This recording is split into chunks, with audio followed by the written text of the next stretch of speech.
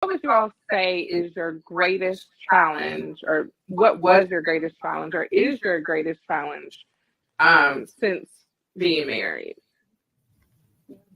So I'm sorry.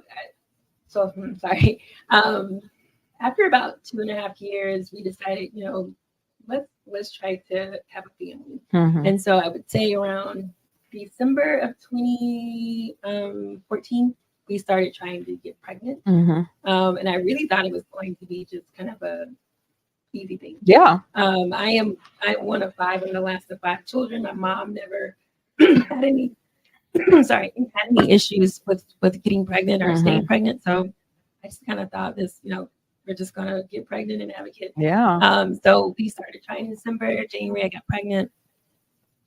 But then on February 14th of 2015, we were at the studio and I started feeling really bad.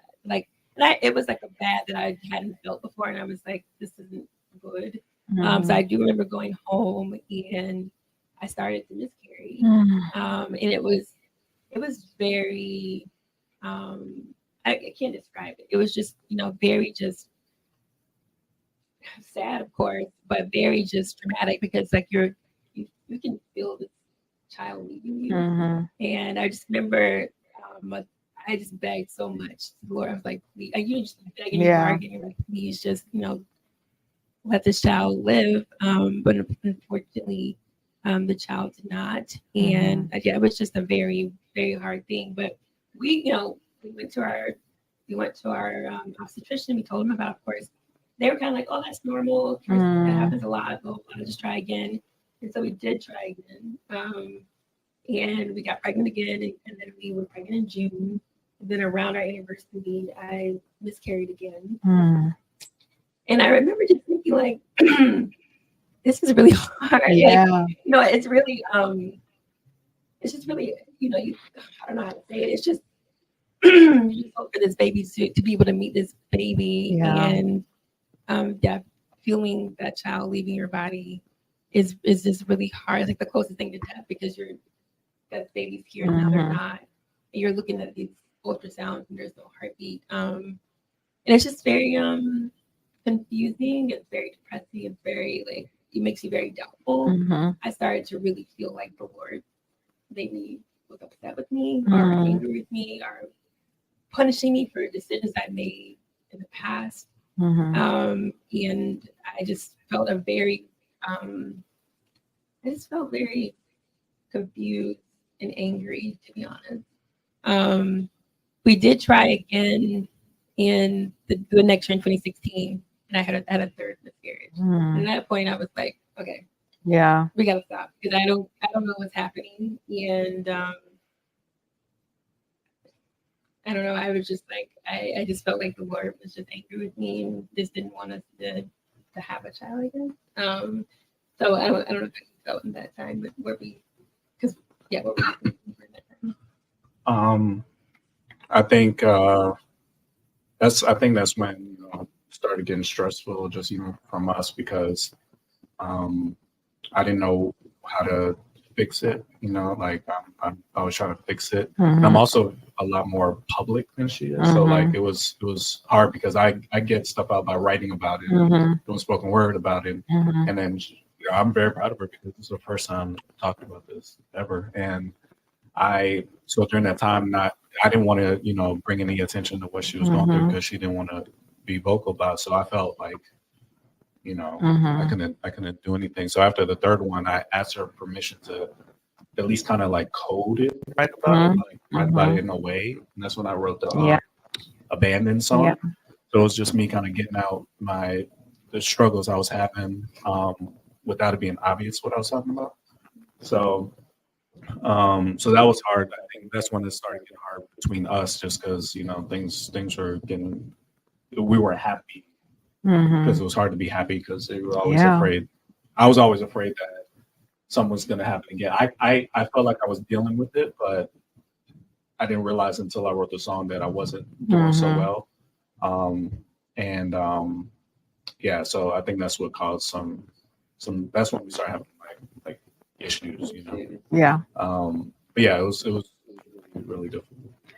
First of all, thank you both. I'm proud of you both because I know you are more of the public person as far as like your artistry, but still personally, you're a very private person as well, Sean. And I know you process a lot of things inwardly and internally. And so I'm thinking back to these years, 2014, 2015, 2016, and they're here, y'all, in the studio, engaging with us, being around everybody. And really, we had no idea that I'll say I had no idea they were going through all of this until much later down the line. And so, like, the process of that journey, as far as like you're going through this individually, but then also within your marriage, and then like you were saying, the strain that is starting to cause on your marriage as well. So, can you talk a little bit about the steps that you all took to help process the trauma, the grief that you were experiencing personally, but then also what was kind of the turning point in your marriage? Well, I would say in 2017, in 2017 was we did our 5-year anniversary trip, and he planned this trip to Paris, which on paper sounds amazing. But I was angry and I was in a really bad place. And so we were literally in Paris, and I'm like, why are we here? There's a picture of that. I love it. I'm like, why are we here? What are we doing? What are we celebrating? I mean, we are in a really bad season right now. We're in a dope season. Like, this is bad. Like, we don't know when this is going to stop or if it's going to stop. We don't know, what our next step is. We had seen doctors. We had gone to Chicago. I mean, we had done a lot of research. We had no answers except for, we'd gone to endocrinologists, but they were offering solutions that we were not ready to take. And so the point is, we were just in a state of like, we don't know what to do. And so I remember we were in Paris. I think, have we gone to Nice yet? I don't know, but I just remember just having a breakdown where I was like, I don't even know why we're here. Like, I'm really unhappy, and I don't know why we're wasting money on this. I don't want to be here, pretty much. And I was very sad about the miscarriages, and I expressed this to him, and he listened to me. He heard me. And I do want to say one thing about him is he was very strong for me. And I realized he was being strong for me, but I wanted him to cry, and I hadn't seen him cry, and then that really bothered me.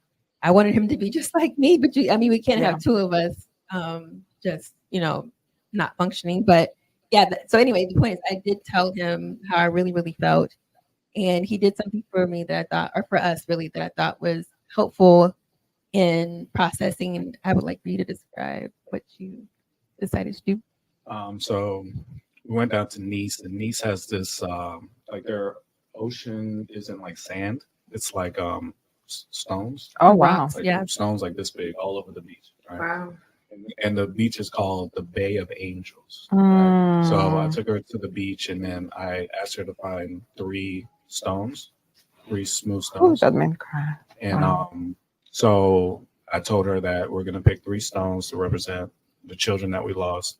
We're gonna have a funeral for them, because her thing was, there's some people who deal with this by saying they never existed. They were never really people, right?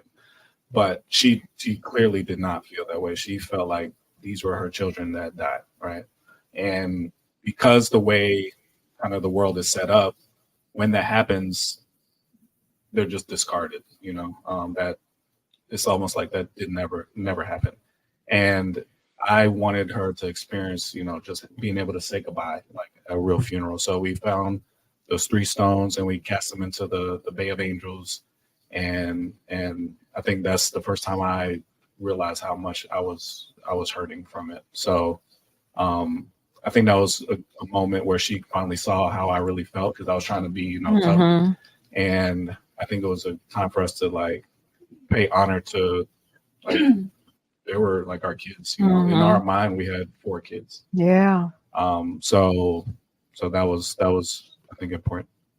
I needed them to be acknowledged. I need them to be honored and said that they were here and that they are God's children, and we're giving them back. So I think, I will say, that moment was, I think, the first moment where I was able to realize that, like, I'm not in control. He's in control.